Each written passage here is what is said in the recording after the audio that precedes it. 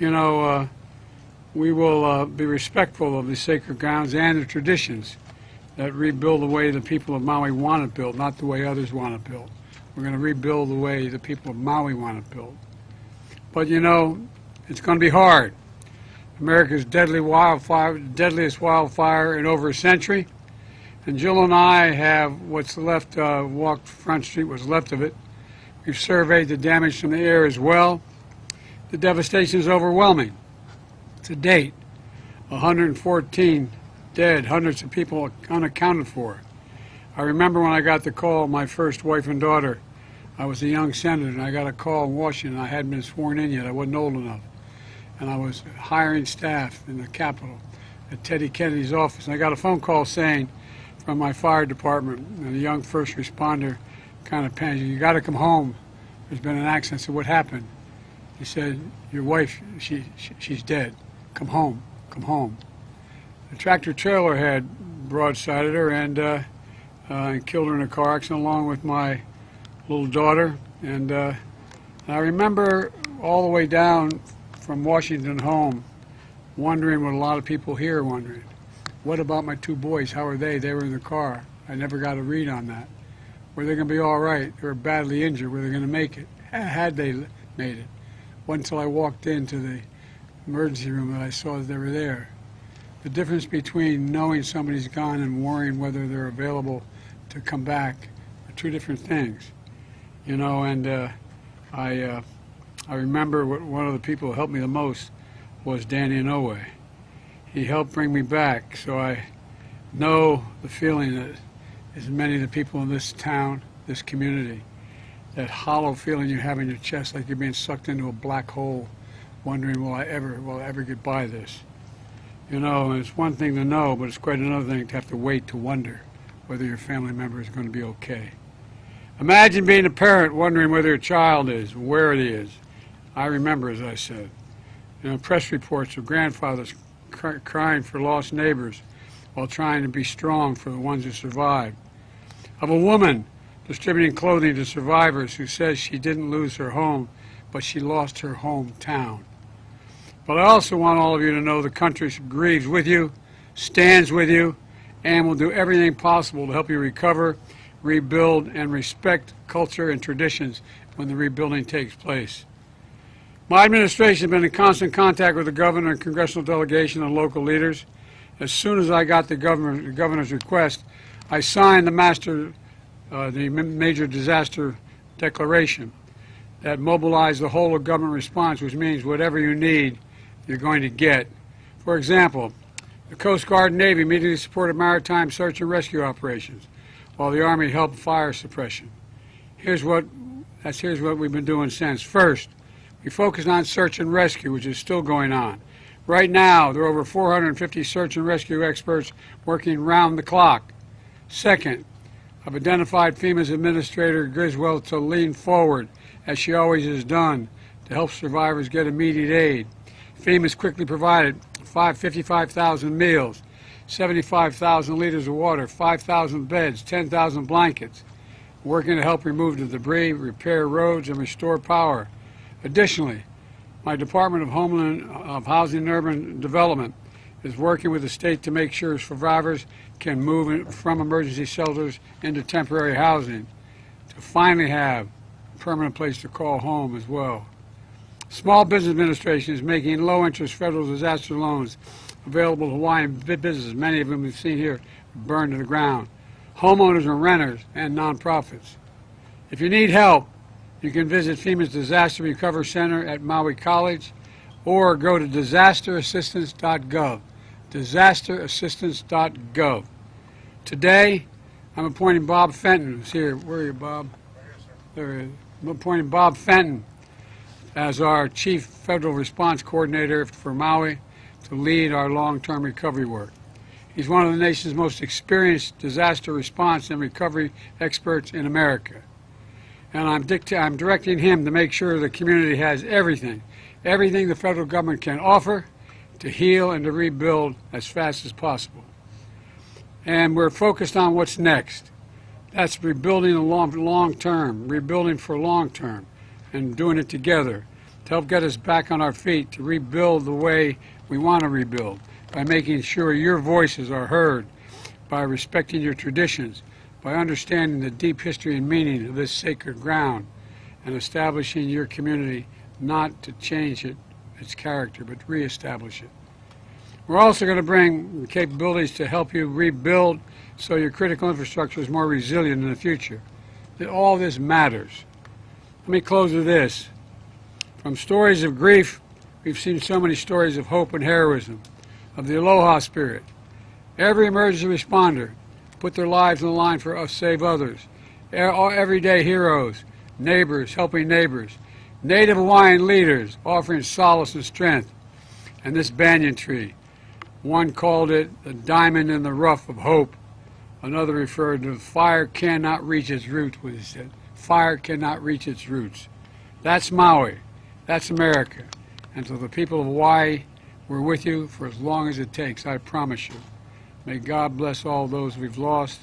May God find those who we haven't determined yet. And may God bless you all. May God protect our troops. Now I'm happy to turn this over to the Governor, Governor Green.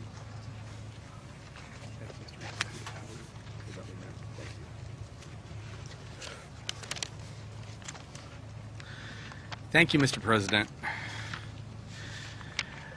Before my formal remarks, which are brief, I wanted to say that I was deeply moved by the President as he shared with us by phone about his experiences of loss and how Senator Inouye helped bring him back, and how as time has passed, he's back here with us in Hawaii. You could feel a deep, deep commitment to playing that forward and caring for our people. So, thank you, Mr. President. Friends, we've been through so much together in recent years. We had 3 years of the COVID pandemic, which left us isolated. We've had volcanic eruptions in 2018 and 22, which ravaged Big Island, and there are scars here in our people's lives from opioids and homelessness. But none of this has been as tragic as the fire in Lahaina, which over these past 13 days has come down on us like a mountain. The amount of loss we've experienced in such a short time will be difficult for us to even fathom, but we'll hold each other up. Our hearts are broken and we'll heal. But with the assistance of President Biden, the federal government, and the love and compassion and resources throughout our state, we know we have the support to lift us up as we find those who are lost. We'll deal with the tragedy. The President, within 6 hours, met our needs with the federal movement. 6 hours. I don't think that's ever happened before. So it's our deepest appreciation to you and Dr. Biden. Thank you. The people of Lahaina will need time, we know, to heal, to recover, to grieve.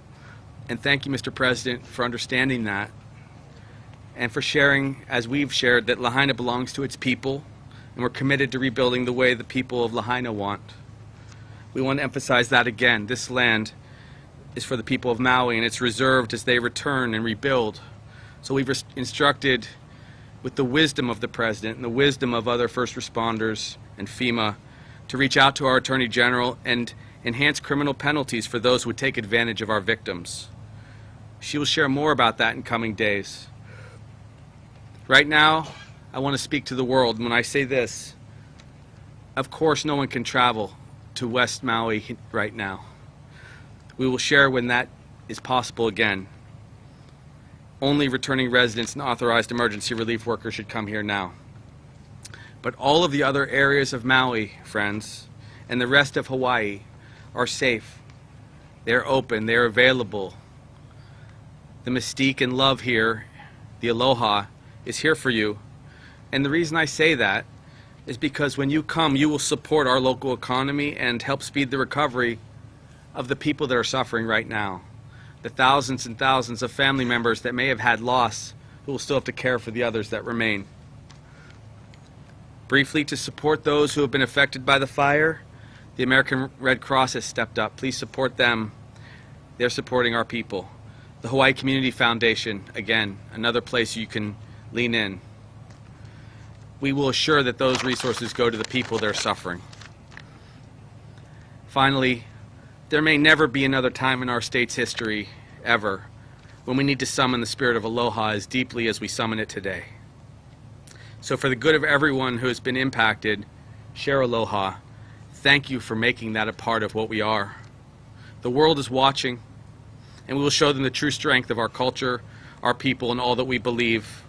And as they watch us heal, protect, and nurture one another, the world will be reminded why it loves and embraces Hawaii, and we embrace it. Aloha.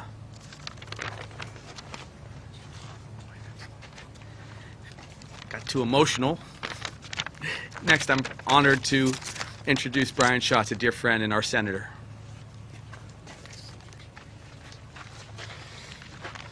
Aloha. Aloha. Although we wish the circumstances were different, we do want to say mahalo to the President and the First Lady and welcome for making this historic trip in our time of need. We in Hawaii have been through hurricanes, tsunamis, volcanic eruptions, but we've never seen such a robust federal response. Thank you. Lahaina is one of the most special places on the planet. It was the seat of power for the Hawaiian Kingdom. It was a whaling town. It was a plantation town. And most recently, a vibrant, multicultural coastal community. And it was gone in an instant. These fires have completely devastated families and communities, and the loss is unimaginable. We mourn parents, grandparents, and kids, aunties and uncles, friends and neighbors. To the first responders who put their own lives at risk to save others, and to everyone on Maui who has been working around the clock to help this community while your own lives have been turned upside down, mahalo. Please know that we are going to do everything we can to get you the help that you need. This is the deadliest natural disaster that Hawaii has ever seen, and as a result, this is the biggest federal response that Hawaii has ever seen. But we will need more support from everyone. The Maui community will pull together and chart its own future, but the scope of this tragedy means that we will need everyone in Hawaii and across the country. The work will continue, and we will be there every step of the way. I'd now like to introduce my partner in the United States Senate, Mazie Hirono. Thank you. Mr. President, First Lady, thank you so much for being here to listen to the local people and to see for yourself the devastation that will require a lot of federal resources. Mr. President, you and Vice President Kamala Harris were among the first people to call me in the early days of this growing disaster. And the fires that raced through this town consumed practically everything in its path. Lives were lost. Our hearts go out to all of the people who lost loved ones and who lost everything in a matter of minutes. I was at the County Collection Distribution Center earlier this morning in the Sears parking lot. And what this devastation has led to are the people of Maui coming forward to donate their time, their resources, their homes to help their neighbors. And I even saw tourists who were helping, volunteering at this center, at this collection facility in the last days of their vacations here because they know that their help would matter. And of course, the federal family of agencies, starting with FEMA. Bob, you have been through many of these disasters. You are a person who will help us recover. So all of our family of federal agencies, FEMA, the Department of Defense, Interior, HUD, Army Corps of Engineers, SBA, they were all here from the very beginning to provide the help that we need. And my hope is that Lahaina and the upcountry will rebuild in a way that we will listen to the people here And that hope is represented by this banyan tree that stands here. Well, all around things burn, the banyan tree stands, and it is a symbol of hope. And when I talk with the arborist who is here to make sure that this tree survives, he said that the tree will tell us what it needs, and our job is to listen. And that is our job, to listen to the people of Maui, to listen to the people of Lahaina as we rebuild. Mahalo nui loa to all of you who are here, and most especially to the President, First Lady.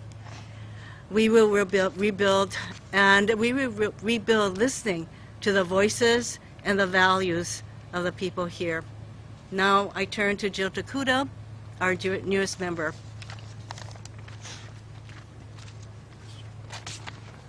Thank you, Senator Hirono. You know, we all stand here and we can feel the intense heat coming down on us. And I can tell you, it breaks my heart to think about just how hot it was here to do the damage that we see less than 2 weeks ago. All of our hearts breaking for what has happened here and the loss that we've experienced. Mr. President, First Lady Biden, mahalo, not only for your presence here today, but for the love and aloha you have shown our Maui ohana from the very, very beginning. Your actions from the earliest days of this tragedy, your visit here today demonstrates your commitment and connection with our local community. This is a national disaster. It will demand a national response. You being here with us, connecting with our community, makes that absolutely clear. The banyan tree that we stand in front of has become an iconic symbol of our heartbreak and our hope. The pain we feel as we recall happier times under her branches, our undying hope that under the charred and scarred exterior, there is still life and renewal. And while this tree is a symbol, her roots, our people, have been scattered far and wide. And while we go here and we look and we search, we know that so many of her roots, her people, still wait here to be found. Others, not often seen, are in places like the beaches of Honokawai, the homesteads of Leali'i, gathered in shelters in our communities, clinging together. I have spent time among her roots, our people, spread out across Maui. And like the urgent care and attention being given to our beloved banyan tree, her roots, our people, need that same urgent care and attention. They need everything from basic identification and documents, tents and water trailers, mental health care. We can heal the body, but this takes so much longer to recover from something like this. Basic Wi-Fi connections, air quality monitoring and testing, especially for many who still live in and around these areas. The needs are great, but so are the struggles of courage. I've sat and hugged a wife still looking for her husband till this day. I've heard of a child who does not want to leave the ocean because he thinks the fires will burn him. And I've seen the fear on the face of a survivor in their eyes because the wind blew too hard, and it took her back to that moment. We know some of our most difficult days still lie before us. It's going to be long. It's going to leave us feeling heavy with loss, frustrated, angry that we can't move faster. But if our roots, our people, are to not just survive but thrive, if there is to actually be renewal and life beneath these scars, these burns, then we must all draw, as has been said, on the wisdom of our kupuna and the lessons that they have taught us to live and lead with aloha and lokahi. We must remember that our strength is in our connections to one another, our ability to communicate and care with each other. The challenge we face before us will no doubt test our aloha. But if there's one thing I know absolutely 110% for sure, aloha always wins. Mahalo. I now bring up Mayor Bisson for some words. Mr. President, Dr. Biden, First Lady, aloha winala kako. We are hurting because so many have lost so much. We are hurting because we know we have changed forever. We are hurting because not only we've lost our historical places and our homes, but we've lost our loved ones. This is a historical town. There's much to be learned from this place.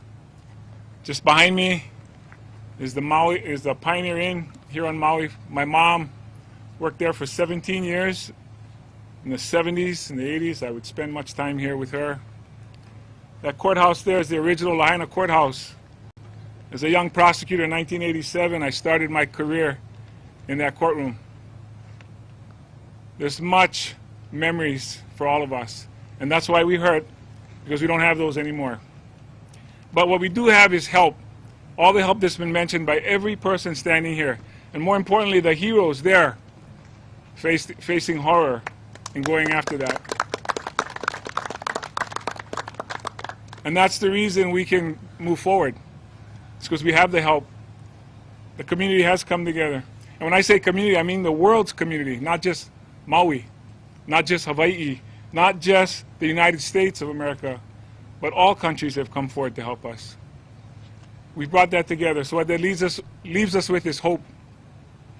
We have hope that we can put this together as we comfort those who have hurt so much and we try to heal. And so again, I'm here on behalf of the people of the county of Maui, Molokai, Lanai, to thank every one of you who have given to us, who have donated, who have offered their services, and especially the leaders behind me, who in each of their own ways have also helped us. And I want to just say how responsive the President has been. He called yesterday, asked for the help we needed. We talked a little bit about that, and within 2 hours, one of his cabinet members called me back to answer my question. So we've been getting all the help that we need, again, because we want to let our people know that there is hope. Mahalo.